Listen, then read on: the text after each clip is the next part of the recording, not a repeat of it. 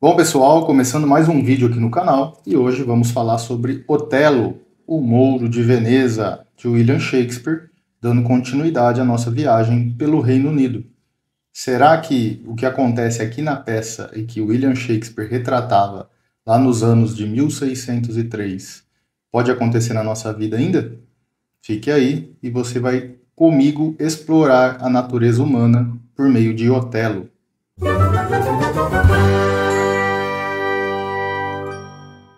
Bom, como já é de praxe aqui do canal, já como já é tradicional, a gente começa fazendo ali um contexto histórico, tentando explicar um pouco da peça antes de entrar de fato ali no drama que Otelo nos traz, tá? Então a gente continua ainda ali naquele cenário de transição entre a Rainha Elizabeth e o Rei Jaime, né? Essa peça a gente acredita que ela tem sido escrita ali por volta de 1603, tá? E ela vai retratar como que era a nobreza, como que viviam as pessoas ali em Veneza, frente a uma invasão turco-otomana que acontecia ali naquela época, né? Os turco-otomanos estavam invadindo ali o sul da Europa e passavam, obviamente, pela Itália, passavam por Veneza, já que era caminho ali, né? Então, essa peça retrata bastante isso, mas afora isso, traz também algumas questões humanas que aconteciam na época, né? Como, por exemplo, o senso de dever, né? Eu devo cumprir o meu dever como humano, né? Ou apenas seguir o meu desejo, tá? Então é importante a gente tentar entender, ver essas nuances dentro da peça do Shakespeare, já que, como eu disse em Macbeth, que está nesse videozinho aqui, ou aqui, tá? O vídeo anterior que a gente fez, o Shakespeare ele não escreve só numa primeira camada, né? A gente tem que se aprofundar um pouco mais em algumas camadas mais inferiores para poder entender ali de fato o que ele está dizendo, isso de acordo com a minha análise, obviamente, né? Você pode ter a sua, você pode pesquisar outros vídeos que falam sobre Shakespeare, afinal, a gente está falando de Shakespeare, mas a gente vai tentar explorar ali algumas nuances maiores, tá? E principalmente isso acontecia, essa questão do dever e do desejo, porque a sociedade em si estava passando por uma transição, né? A gente tinha ali a transição entre um regime predominantemente agrícola para um regime mais voltado ao comércio, e a gente tinha esse comércio, né? Essa burguesia formada por comerciantes ali que estavam sustentando a monarquia, né? Então a gente tinha dois poderes aí em oposição, poder político e poder econômico, que depois a gente sabe no que veio a dar, esse embate entre a burguesia do comércio ali que sustentava todo o clero e a monarquia, a gente sabe que isso se deu em várias revoltas em vários países europeus, inclusive na Inglaterra, que acabou com a decapitação do Charles I, que é filho do James, mas só para vocês entenderem como que era esse conflito, né? Esse conflito enquanto natureza humana, né? Os seres humanos ali, os homens, né, daquele período estavam fazendo essa transição. E a gente sabe que cumprir com um dever sempre foi algo muito importante, né? Aquele dever natural. Por exemplo, eu vou tocar num ponto que tem muito a ver com essa peça, né? Quando a gente fala que nós temos como dever, ou os homens desse período têm como dever combater a gula, combater a ambição, combater a inveja, tá? Frente a atos de penitência, né? Então eu não posso me entregar à inveja, não posso me entregar à ambição, porque inclusive são pecados capitais. Mas hoje nós já temos, na era moderna, nós já temos o pensamento de que sim, o desejo ele é importante, eu preciso me render ao meu desejo para alcançar uma certa felicidade, uma certa orientação de vida, né? Um certo propósito de vida. Então, onde que esse humano de 1600, ali do começo do século XVII, se enquadrava? Né? Porque o desejo sempre foi algo que aflorou no comportamento humano, na natureza humana, e a gente tamponava, né, para usar uma expressão psicanalítica aqui, a gente tamponava esse desejo em prol do dever. E o que a gente vai ver nessa peça é justamente uma espécie de contraposição ao dever, né, principalmente na figura de Desdémona, que é filha de um senador de Veneza, mas eu vou explorar melhor isso daqui a pouco. E também na figura do Otelo, tá? Portanto, esse era o cenário, tá? Estes são os principais pontos aqui que eu, consigo explorar com vocês. E aí a gente começa a falar agora a respeito da peça Otelo, que vocês podem encontrar também ali com o subtítulo Otelo, o Mouro de Veneza. Bom, talvez a gente encontre nesta peça o maior vilão de todo o teatro, ou de todas as obras, né? Como a gente viu em Macbeth, a Lady Macbeth, que ficava ali incitando o marido, né, rumo a uma ambição desmedida, uma vilã também, uma megera. Aqui a gente vai ter isso na figura do Iago, mas o Iago é anos-luz mais vilão, mais ardiloso do que a Lady Macbeth, pelo menos na minha interpretação. Então a peça começa com o Iago conversando com o Rodrigo, ali, um amigo dele, e a gente já percebe que ele tem um ódio, ele nutre um ódio muito grande por Otelo. Por quê? Otelo, o Mouro, e isso é importante, eu vou explicar daqui a pouco, é um general da esquadra veneziana. Então, ele é chamado de o Mouro de Veneza. Ele não é um Mouro veneziano. Por quê? Talvez seja uma alusão que o Shakespeare faz nos dizendo que Otelo é uma ferramenta, é um artífice, né, é um instrumento de Veneza e serve ali para que os venezianos usem dos seus atributos, usem das suas virtudes para combater, para conseguir ali ampliar o seu território, conseguir mais comércio e também se defender dos turco-otomanos que estão tentando invadir ali o sul da Europa. Pois bem, então o Mouro de Veneza é um general e ele precisou escolher ali um tenente para o seu exército, para a sua esquadra, e Iago era uma pessoa que estava, é um alferes, né, como se fosse acho eu, tá, que alferes é o equivalente a um sargento ou algo parecido. E como ele está no exército veneziano há muito tempo, ele acreditou que ele seria eleito tenente por Otelo, já que ele está há muito tempo e na cabeça do Iago, tá, que era a cabeça da época, a gente subia de cargo ali pelo tempo de serviço, pelo tempo de trabalho. E quem não pensa assim até hoje? Então começa a fazer essas relações, tá, com a sua vida. Só que Otelo não escolhe Iago, ele escolhe Cássio, porque Cássio tinha maiores atributos, né? Ele conseguia gerenciar melhor, ele tinha competências, para falar uma fala de hoje, né, para trazer para os dias atuais. O Cássio ele tinha competência maior, ele tinha mais competências, mais soft skills, talvez, e também hard skills, do que o Iago. E aí ele foi preterido frente ao Cássio, né? Então o Iago ele nutre uma raiva gigantesca do Otelo, e além disso, ele descobre que Otelo se casou em segredo com Desdémona. Só que Desdémona era a filha do senador de Veneza. Ela fazia parte da nobreza, uma mulher branca, cobiçada, e que, seguindo a ordem natural das coisas, ela deveria se casar também com um senador, ou ela deveria se casar com um membro da nobreza, mas ela se casa com Otelo. E quando o Iago descobre isso, aí ele fica possesso de fato. Ele começa a tramar ali com o Rodrigo, que era um dos pretendentes da Desdémona, para dizer ao pai da moça, que se chama Brabâncio, o senador, que ela se casou com Otelo e para tentar ali desfazer esse enlace. Então eles vão até a casa do Brabâncio, acordam ele de noite e falam para ele, ó, sua filha se casou com Otelo, ele não acredita, tal. Enfim, eles mostram que ela se casou de fato. O Brabâncio fica irritadíssimo e manda matar o Otelo. Ele vai lá junto com ali algumas pessoas para matar o Otelo. Quando encontram o Otelo, eles recebem uma carta do Dodge, como se fosse ali um governador de Veneza, né? Então o Dodge manda chamá-los porque ele recebeu ali uma carta de que os turco-otomanos estão atacando.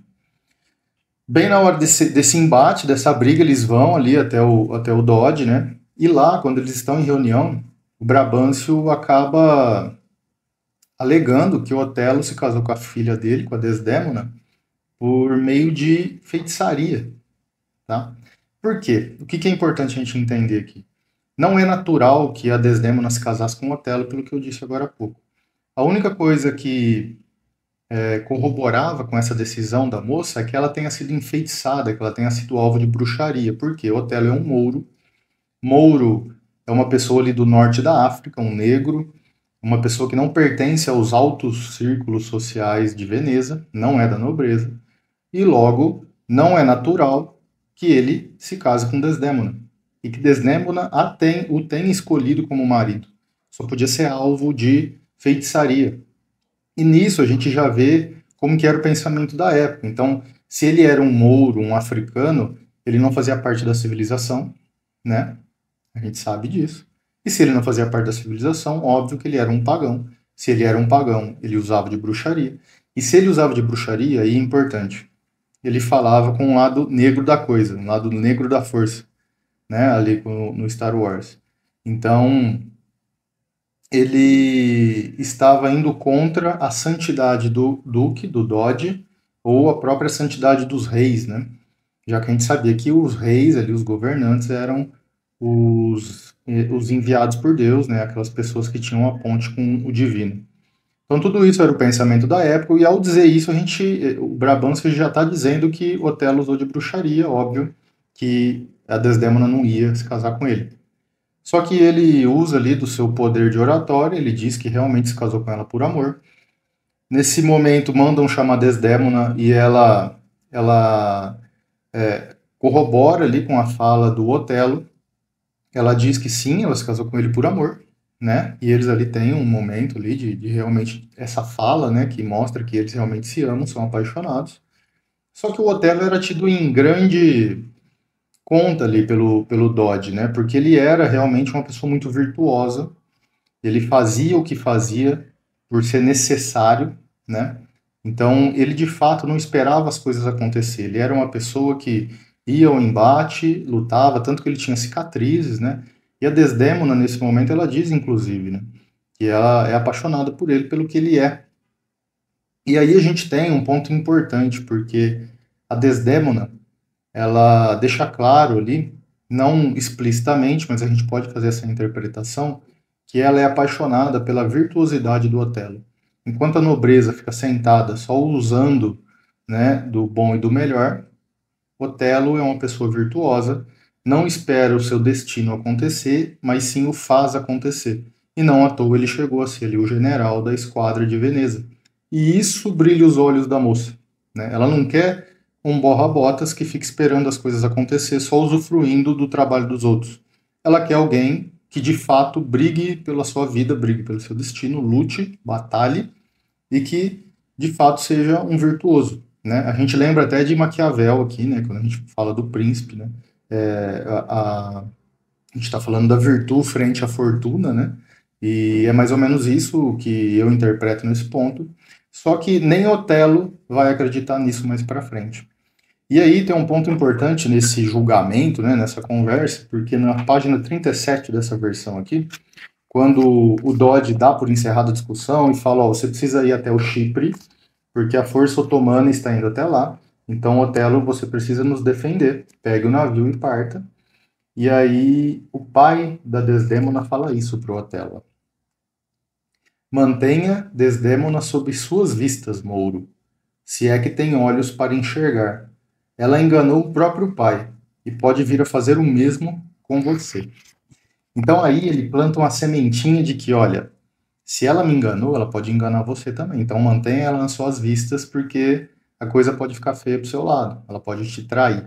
E Iago, ardiloso como é, ele presta atenção nisso e ali ele começa a construir todo o plano para acabar com o Otelo. E a gente vai vendo que isso vai dar. Bom, eles viajam até o Chipre e nesse momento acontece, né, durante essa viagem, acontece uma tempestade que acaba separando os navios. Essa tempestade, inclusive, acaba com a esquadra otomana. Desdémona chega ao Chipre antes de Otelo, mas logo eles se encontram. E é importante dizer que Otelo é o governador ali, representante de Veneza no Chipre. E isso vai fazer sentido ao passo que a gente vê que as pessoas, ao verem Otelo, fazem festas para ele. Né? Eles recebem Otelo com festa. E Iago, Cássio e Rodrigo também vão juntos, né? Eles fazem parte da vida comitiva, assim como Desdémona, como eu já disse. Só que Iago ele começa a entender assim, ó, poxa, o pai dela já falou aquilo, né? E o Iago também, ele é um grande conhecedor. A gente vê que o Iago, como um vilão, um alto vilão, ele é um grande conhecedor da natureza humana. Então, nada como a gente usar o próprio sentimento humano contra ele mesmo. E ele resolve usar o ciúme para acabar com Otelo, acabar com a relação que ele tem com Desdémona e, óbvio, acabar com o próprio Otelo. A gente conhece, né, por histórias, vários filmes, que nada melhor do que acabar com a pessoa que o herói ama do que acabar diretamente com o herói, porque assim você atinge ele da mesma forma. Já que se você não puder atingir o herói, né, já que ele é muito poderoso, ele é muito protegido, atinge as pessoas que ele ama, que assim você vai atingi-lo por tabela, né? E assim, é isso que o Iago faz. Ele começa a traçar um plano de colocar na cabeça do Otelo que o Cássio, né, aquela pessoa que o Iago também odeia por ter pego o seu cargo, está tendo um caso com Desdémona. E ele constrói isso de uma maneira magistral, assim. Ele vai usando as próprias pessoas, os próprios comportamentos dessas pessoas, óbvio, a natureza humana, para começar a fazer com que a sua história tenha sentido. Então, o que ele faz? Ele sabe que o Cássio ele gosta de se gabar, de ser mulherengo, né, de ter ali alguns dotes com mulheres, né? E ele usa isso. Então ele começa a dizer para o Otelo prestar atenção, ele começa a plantar ali algumas sementinhas, como quem não quer nada. E durante essa festa, né, que o povo faz para Otelo, ele consegue embebedar o Cássio e o Cássio ele briga com o Rodrigo. Ele coloca um contra o outro. E como ele tem uma conduta que não é própria, né, para o seu cargo, o Otelo retira o seu cargo de tenente. Ao retirar essa posição de tenente, ele consegue ali já começar a sua vingança. E aí ele chega no Cássio e fala assim: escuta, Cássio, por que você não pede ajuda para Desdémona? Já que ela é tão próxima do Otelo, o Otelo vai escutar ela com certeza. Conversa com ela, pede para ela interferir junto ao Otelo e você reaver, né, para que assim você consiga reaver o seu cargo. E não dá outra. O cara estava ali num momento de sofreguidão, né? Ele estava num momento ali de vulnerabilidade, e ele começa a se aproximar da Desdémona para que ela consiga, junto ao Otelo, o seu cargo de volta. E nesse meio tempo, o Iago começa, ó lá, tá vendo? Eles estão conversando, presta atenção nisso. E aí ele descobre, o Iago, que o Otelo deu um lenço de presente, um lenço que era muito importante para o Otelo, porque foi a mãe dele que lhe deu. E ele descobre da existência desse lenço e pede para sua esposa, né, roubar esse lenço, porque a esposa do Iago era a dama de companhia ali, era uma aia da Desdémona, né, e ela foi colocada nessa posição pelo próprio pedido do Otelo, para que ela tivesse uma companhia ali no Chipre. E ele descobre, né, da existência desse lenço e pede para sua esposa roubar. Ela dá uma titubeada, mas enfim, ela aceita e ela de fato rouba esse lenço, né? E aí ele, em posse do lenço, ele e Iago, ele leva esse lenço lá na casa do Cássio e deixa lá, como quem não quer nada. Aí tem alguns acontecimentos, e em um desses acontecimentos, o Iago consegue convencer o Otelo a se esconder e ouvir uma conversa entre ele e o Cássio. E o Cássio, ele se gabava por sair com as mulheres, e nesse momento ele estava ali saindo com uma amante dele, que chama Bianca, e ele começa a falar o que ele fazia com essa amante. Só que o Otelo pega a conversa pela metade. E o Iago leva a conversa por um rumo que faz com que o Otelo entenda que o Cássio está falando da Desdémona. E ele fala o que ele faz com a amante. E o Otelo fica possesso, sabe? Ele fica, assim, fica maluco. E o Cássio, nesse momento, diz que que ele tem um lenço, e esse lenço ele vai dar para essa amante que é a Bianca. E a hora que o Otelo vê o lenço, é o lenço dele que ele tinha dado para Desdémona. E a Desdémona, antes, já tinha dito que sumiu o lenço, eu não sei o que aconteceu. E aí, tomado pelo ciúme, e por toda essa trama que esse vilão chamado Iago fez, o Otelo perde a cabeça e vai ao encontro de Desdémona. Nesse momento, o Cássio e o Rodrigo estão ali mais ou menos próximos. E o Iago, para ganhar pontos ali com o Otelo, ele diz para o Otelo assim, ele diz para o Otelo o seguinte: ó, para te ajudar, eu vou dar um jeito no Cássio. Eu vou lavar sua honra matando o Cássio. Mas por quê? O que o Iago quer? Ele quer livrar, ele quer fazer uma queima de arquivo, né? Ele quer não ter ali pessoas que sabiam ou que podem ligar os pontos em relação ao plano que ele tramou. E ao tentar matar o Cássio, ele acaba matando o Rodrigo e o Cássio é ferido, né? E enquanto isso, Otelo vai atrás de Desdémona. Eles têm ali talvez uma das conversas mais tristes que a gente pode ver aqui nas peças de Shakespeare. Né? Ele confronta a Desdémona. A Desdémona nega tudo, né? Ela não traiu de fato, ela nunca teve caso com Cássio, mas Otelo tomado de raiva, tomado de fúria, e aí a gente entende que o Iago usou da baixa autoestima do Otelo por ser um mouro para colocar na cabeça dele de que ele não poderia ter de fato a Desdémona, enquanto que a Desdémona acreditava piamente de que ela amava o Otelo e ela de fato amava o Otelo, e ela acreditava mais no Otelo do que o próprio Otelo. Nesse momento a gente começa a ver, né, como Iago foi magistral ali no seu plano, como ele é um alto vilão de fato, e ele acaba, o Otelo acaba matando sua esposa, ele mata ela asfixiada, e Emília, que é a esposa do Iago, a aia de companhia ali, a dama de companhia de Desdémona, ao ver aquilo ela fica em choque, e ela começa a unir os pontos e até que ela fala pro Otelo, ela fala, não, mas aquele lenço fui eu que peguei, eu peço desculpas, o meu marido me pediu, foi o Iago que pediu. E aí o Otelo começa a cair em si. O Iago chega, vê que ela tá confessando, ele começa a ameaçar a Emília. O Otelo fica maluco ali, não sabe o que fazer. Até que a Emília fala: olha, você caiu num golpe do Iago. Só pode ser isso. Nesse momento o Iago a mata, né? E aí chegam mais pessoas ali, começa a interferir. O Otelo percebe que ele matou a esposa dele injustamente. Ele fica também ali. Ali a gente percebe pelas falas dele que a vida dele se esvai, né? Ele não tem outra saída a não ser se matar. O Iago foge, as pessoas vão atrás dele, mas conseguem recuperá-lo. E quando eles chegam, o Otelo se mata. Ele cai por cima da sua esposa. Antes ele consegue dar um beijo nela ali, num último momento, né, de lucidez. Mas o que a gente tem? O Iago, toda a trama do Iago funcionou. Ele conseguiu acessar ali as fraquezas do Otelo e acabar com a vida dele, de fato mesmo ali, literalmente. A Desdémona acaba morrendo junto com isso.